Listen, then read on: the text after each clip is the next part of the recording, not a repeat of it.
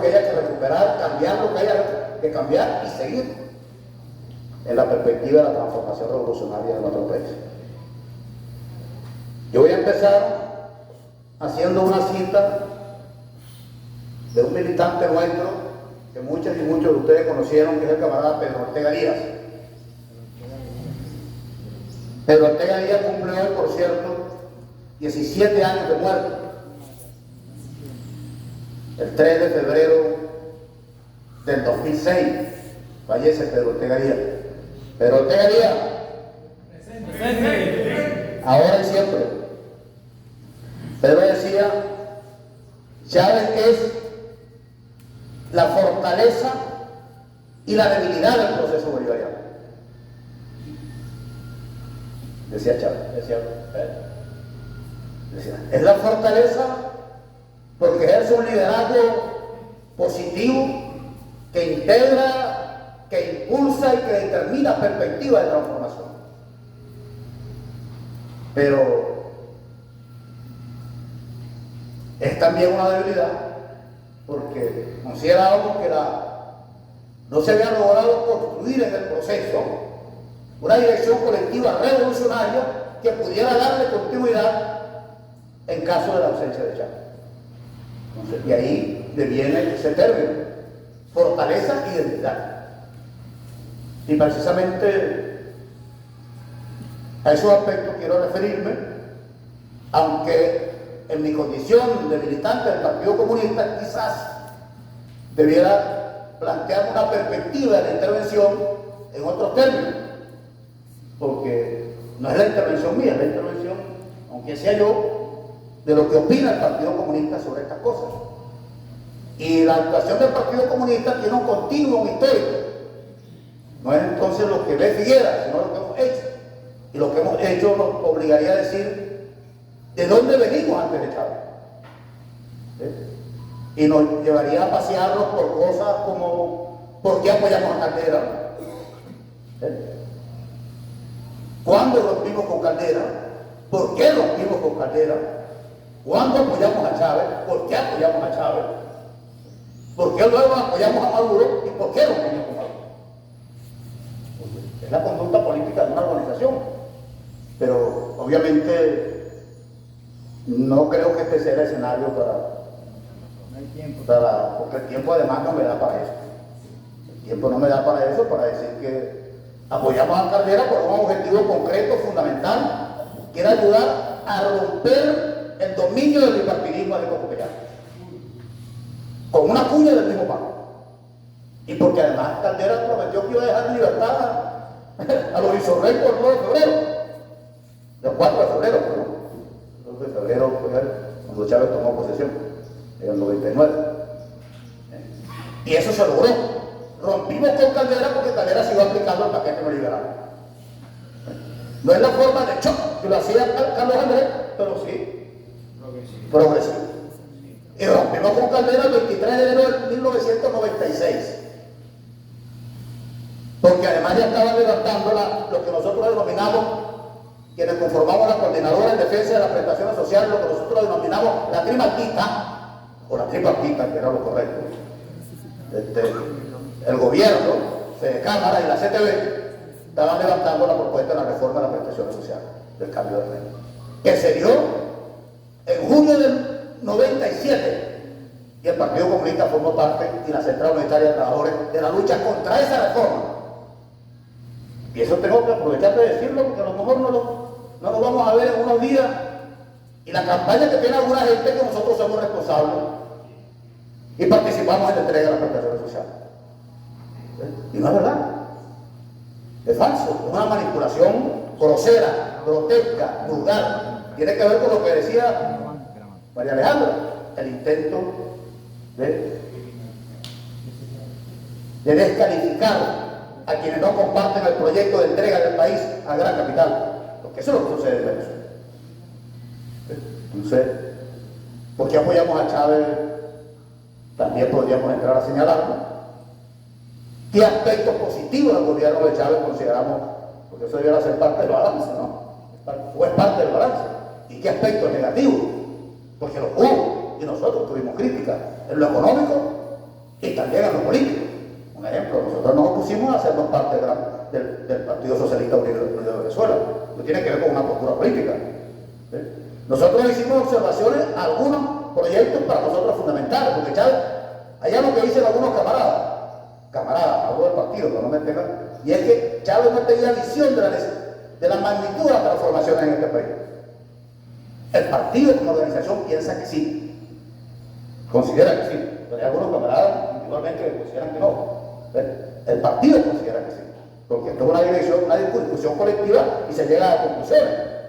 Y nosotros lo vemos cuando Chávez plantea, y lo señalaba la compañera Oli Millán, en el plan de la nación, en el plan económico-social de la nación 2021-2007, vemos los ejes que se plantean allí del desarrollo, en lo económico, en lo social, en lo político, en lo territorial y en lo internacional.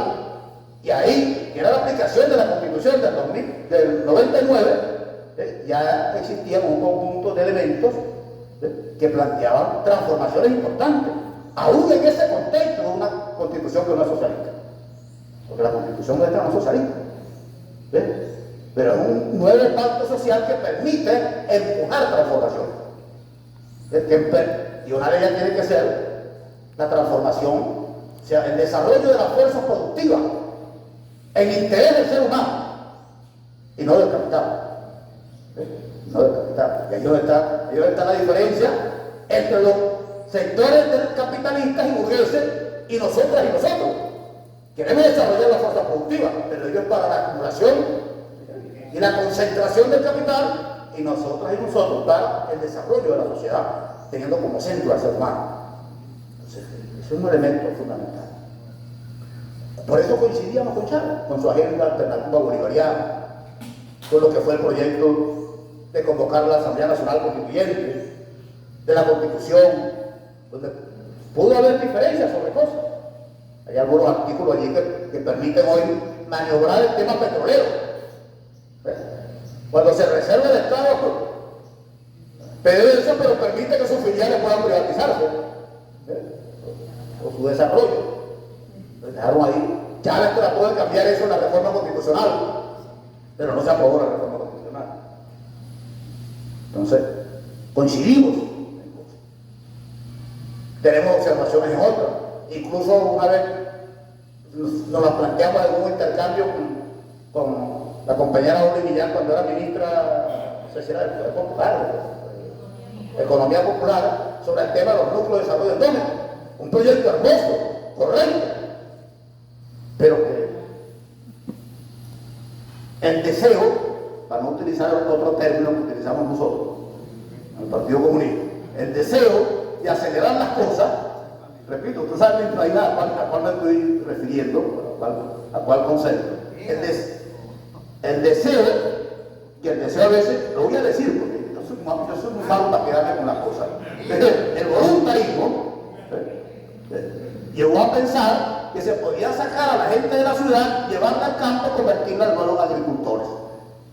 Y ser agricultor es eso, es una cultura, no es un acto de producir nada más en el campo. Su palabra lo dice, agricultura.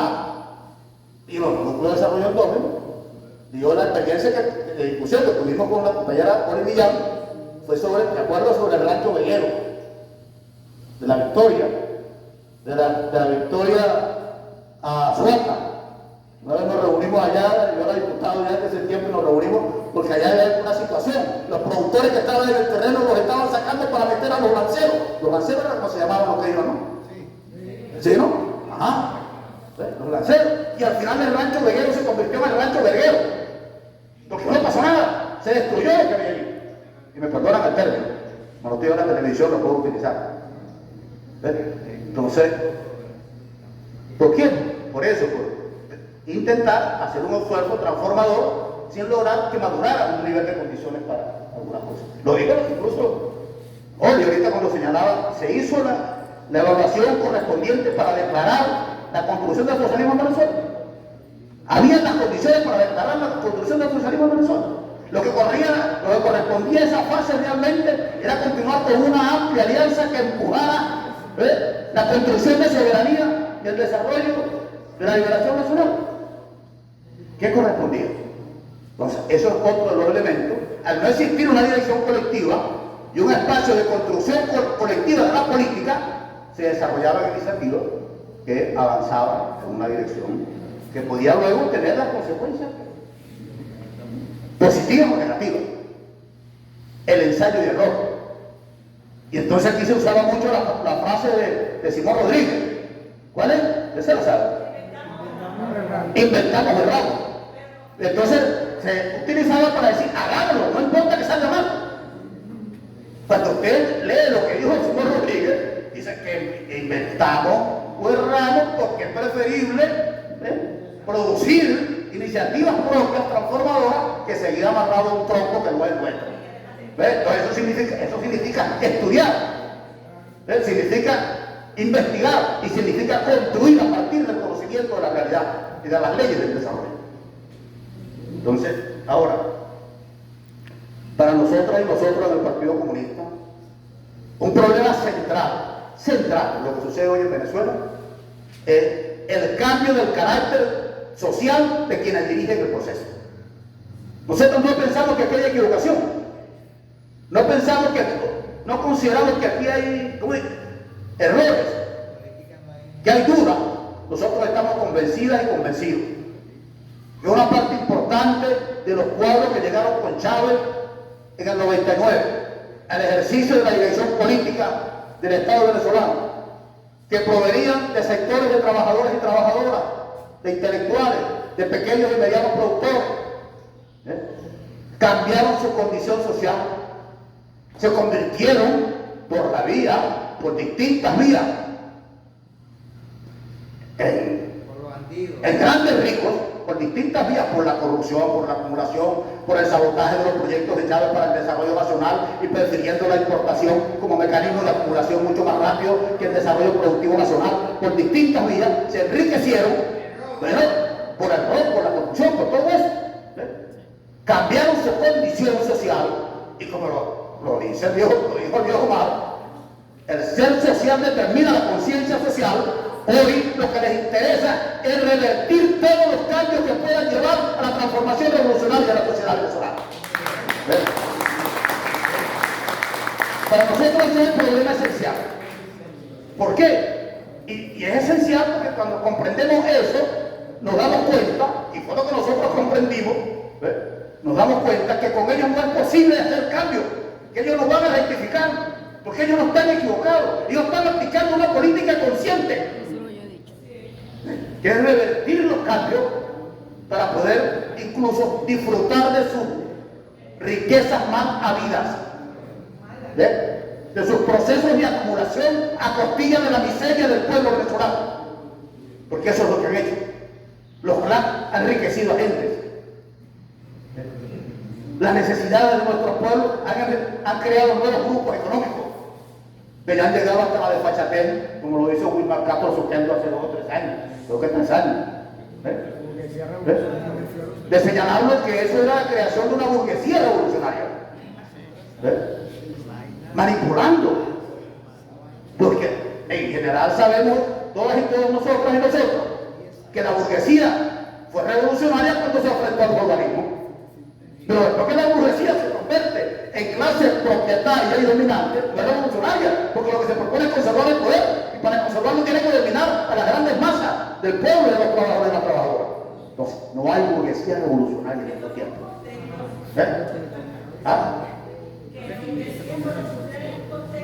En un contexto y un momento histórico concreto. Así es. Y la burguesía venezolana menos, porque la burguesía venezolana, además de parasitaria, es dependiente. Entonces, eso para nosotros es un elemento esencial. El carácter de la dirección del proceso. Una dirección cuando las amplias masas del chavismo, gracias camarada, asuman que el carácter de la dirección, ya no hablamos del proceso, sino del gobierno venezolano, pues ya no hay que hablar del proceso revolucionario con ellos, hay que hablar del proceso revolucionario con nosotras y nosotros. Aquí es donde está la garantía de recuperar el avance del proceso revolucionario, no allá. Cuando entendamos eso y no sigamos pensando que allá hay unos revolucionarios, una revolucionaria, y eso nos crea una crisis incluso de conciencia, porque si allá está un revolucionario o una revolucionaria, ¿qué hago yo aquí? ¿Quién está equivocado? No, allá no hay revolucionarios ni revolucionarios. Allá hay unos traidores y unas traidoras al proyecto histórico que se levantó con Hugo Rafael de Espía. Ellos abandonaron el camino, nosotros los estamos sosteniendo. Hay un fraude histórico. Y están presentando un fraude histórico. Ayer se lo decíamos a este compañero, que siempre se me olvida el nombre, ahora se lo decía María Alejandra, Saúl Ortega. Y ayer intervinieron por el 2 de febrero, cuando Chávez asume el gobierno en el 99. Y termina diciendo Saúl Ortega que aquí la única salida es el socialismo, que el capitalismo no garantiza nada. Yo pedí la palabra y el presidente, que no estaba Oro Rodríguez, sino otro, ni me miró, porque ahora no me dicen que no. No me dicen que no, porque cuando me dicen que no se sale en la televisión. Entonces le están negando la palabra a Figuera. Ahora miran por otro lado. Y miran por otro lado. Así es el mecanismo. Entonces yo le dije después a Saúl Ortega, Saúl, eso que usted está diciendo nos crea una situación esquizofrénica. Usted está hablando de que la única salida es el socialismo, pero la política que usted está aplicando es el capitalismo. Pues yo por un lado se fue. No me pudo responder, ¿por qué no me puede responder? Porque él conoce de la teoría. Y él está siendo inconsecuente con la teoría. ¿Ves? Entonces, esos son algunos aspectos de lo que quisiéramos señalar nosotras y nosotros del Partido Comunista en torno al balance del chavismo. Como ustedes saben, nosotros y nosotras, quienes militamos en el Partido Comunista, no nos consideramos chavistas. Eso debo decir. Incluso para algunos que dicen, algunos hablan del chavismo o reivindican a Chávez y nunca fueron chavistas. No, nosotros nunca fuimos chavistas. Nosotros somos comunistas. ¿Ves? Ahora bien, nosotros reconocemos el papel de Chávez. Ayer y el santo que dejó. Porque nosotros reconocemos el papel del individuo de la historia. Eso forma parte de la teoría marxista. Que más de eso no está de verdad militando de esa línea. Y Chávez cumplió el papel y es una de las causas del retroceso histórico en Venezuela, la muerte de Chávez. Y a veces uno se pregunta hasta dónde hay responsabilidad de alguna gente que estaba a su lado.